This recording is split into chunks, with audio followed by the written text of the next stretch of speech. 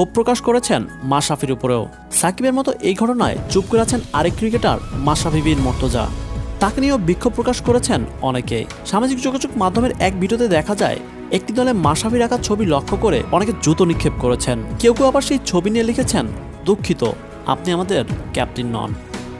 সমাজের বিভিন্ন অসঙ্গতি সহ নিজের এলাকায় মাশরাফি অনিয়মের বিরুদ্ধে বেশ সচেতন।